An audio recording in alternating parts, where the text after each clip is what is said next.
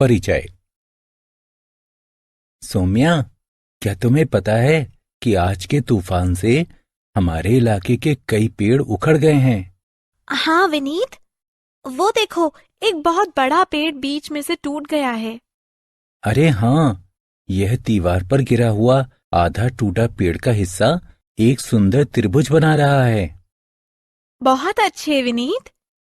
क्या तुम इन दिनों स्कूल में ज्यामिति पढ़ रहे हो? हाँ सौम्या, आजकल हम त्रिभुजों की रचना करना सीख रहे हैं। इस पाठ में आप त्रिभुज की रचना करना सीखेंगे। उद्देश्य। इस पाठ के अंत में आप निम्न करने में सक्षम हो जाएंगे।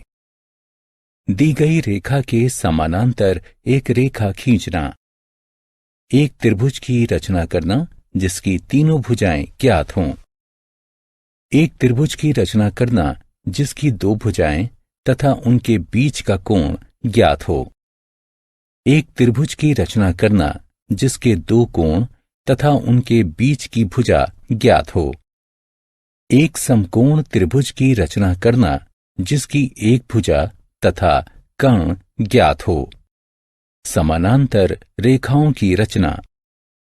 एक अनुप्रस्थ काट की दो रेखाएं परस्पर समानांतर कही जा सकती हैं यदि संगत या वैकल्पिक आंतरिक कोणों का प्रत्येक युग्म बराबर हो। इस आकृति में यदि कोण 3 कोण 2 के बराबर है अथवा कोण 1 कोण 2 के बराबर है, तब रेखा M को रेखा N के समानांतर कहा जाएगा। हम समानांतर रेखाओं की रचना करने के लिए रूलर और प्रकार का उपयोग करते हैं। तो आइए समानांतर रेखाओं की रचना करना सीखें। चरण 1। एक लंबी रेखा M खींचिए तथा इस पर एक बिंदु X अंकित कीजिए। चरण 2। इसके ऊपर कुछ दूरी पर एक बिंदु Y अंकित कीजिए तथा इसे बिंदु X से मिलाइए। चरण 3। X को केंद्र मानकर तथा कोई भी त्रिज्या लेकर रेखा M को बिंदु Z पर तथा XY को V पर काटता हुआ एक चाप खींचिए। चरण 4।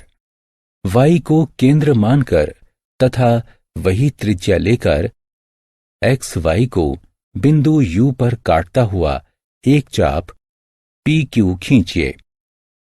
चरण 5। प्रकार की सहायता से VZ को मापिए। चरण 6। U को केंद्र मानकर तथा मापी गई त्रिज्या लेकर चाप PQ को S पर काटता हुआ एक चाप खींचिए। चरण 7। S और Y को मिलाइए तथा रेखा N बनाने के लिए इसे आगे बढ़ाइए। चरण 8। एकांतर अंतःकोणों SYX तथा YXZ को मापिए।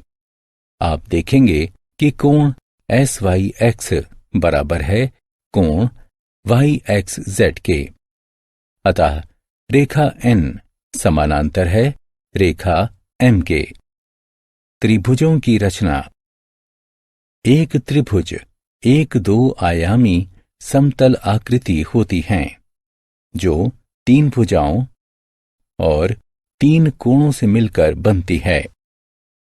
हम त्रिभुजों की रचना कर सकते हैं यदि हमें निम्नलिखित ज्ञात हो।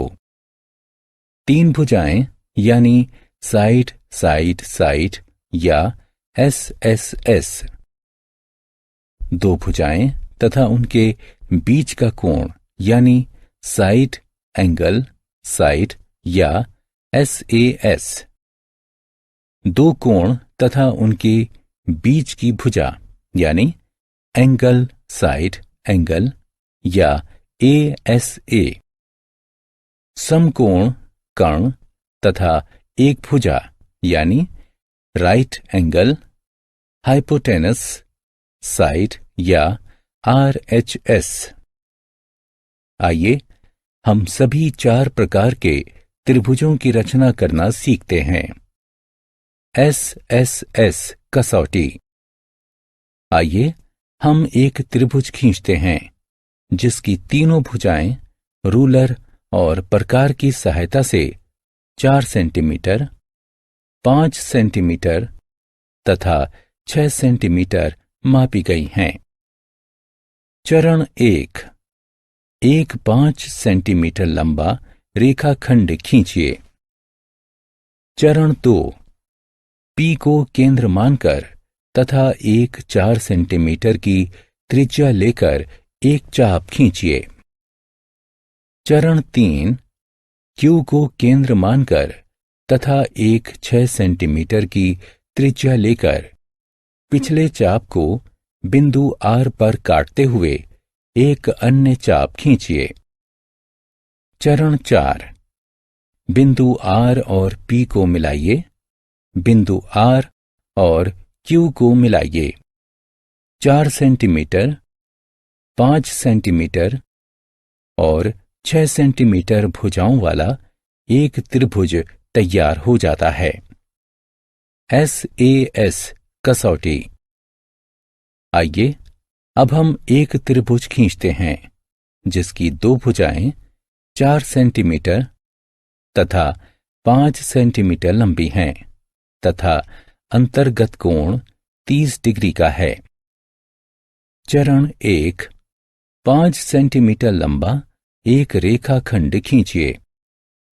चरण 2, Q को कोण का केंद्र मानकर 30 डिग्री मापिए तथा बिंदु S अंकित कीजिए। चरण 3, बिंदु Q और S को मिलाते हुए एक अर्धरेखा SQ खींचिए। चरण 4, Q को केंद्र मानते हुए तथा 4 सेंटीमीटर की त्रिज्या लेकर अर्धरेखा QS को बिंदु R पर काटते हुए एक चाप खींचिए। चरण 5, P तथा R को मिलाइए। 4 सेंटीमीटर तथा 5 सेंटीमीटर की 2 भुजाओं एवं 30 डिग्री के एक अंतर्गत कोण वाला एक त्रिभुज PQR तैयार हो जाता है। ASA कसौटी। आइए अब हम एक त्रिभुज की रचना करते हैं जिसके 2 कोणों की माप 40 डिग्री तथा 80 डिग्री है एवं उनके बीच की भुजा की माप 5 सेंटीमीटर है। चरण 1, 5 सेंटीमीटर लंबा एक रेखाखंड खींचिए। चरण 2, केंद्र के रूप में बिंदु Q को लेकर 40 डिग्री का कोण मापिए तथा बिंदु S अंकित कीजिए। चरण 3, बिंदु Q तथा S को मिलाते हुए किरण SQ खींचिए। चरण 4, केंद्र के रूप में बिंदु P को लेकर 80 डिग्री का कोण मापिए तथा बिंदु T अंकित कीजिए। चरण 5, बिंदुओं T तथा P को मिलाते हुए अर्धरेखा TP खींचिए। चरण 6, किरणों SQ तथा TP के प्रतिच्छेदन बिंदु को R से अंकित कीजिए। 40 डिग्री तथा 80 डिग्री के 2 कोणों तथा उनके बीच की 5 सेंटीमीटर की भुजा वाला एक त्रिभुज PQR तैयार हो जाता है। RHS कसौटी। आइए अब हम एक त्रिभुज की रचना करते हैं जिसके कोण की माप 90 डिग्री है तथा आधार और कर्ण क्रमशः 8 सेंटीमीटर और 10 सेंटीमीटर हैं। चरण 1, एक रेखा L खींचिए। 8 सेंटीमीटर लंबा एक रेखाखंड AB खींचिए। चरण 2, ए बी के बिंदु ए पर एक लंब ए जी खींचिए। चरण 3, बी को केंद्र मानते हुए तथा 10 सेंटीमीटर की त्रिज्या लेकर ए जी को बिंदु सी पर काटते हुए एक चाप खींचिए। चरण 4, बिंदु सी से बिंदु बी को मिलाइए। क्रमशः 8 सेंटीमीटर और 10 सेंटीमीटर आधार तथा कण वाला समकोण त्रिभुज तैयार हो जाता है। आत्म मूल्यांकन। विवरणों के साथ त्रिभुज की रचना करने के लिए उनकी कसौटी का मिलान कीजिए।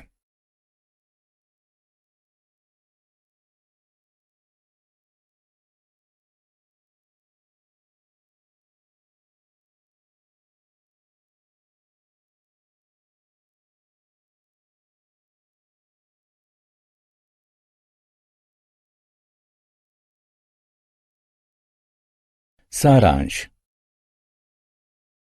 आइए हमने जो कुछ भी सीखा है उसे संक्षेप में दोहराएं। एक दी गई रेखा के समानांतर एक रेखा की रचना कीजिए। एक त्रिभुज की रचना कीजिए जिसकी तीनों भुजाएं ज्ञात हों। एक त्रिभुज की रचना कीजिए जिसकी 2 भुजाएं तथा उनके बीच का कोण ज्ञात हो। एक त्रिभुज की रचना कीजिए जिसके 2 कोण तथा उनके बीच की भुजा ज्ञात हो। एक समकोण त्रिभुज की रचना कीजिए जिसका एक पाद और एक कण ज्ञात हो।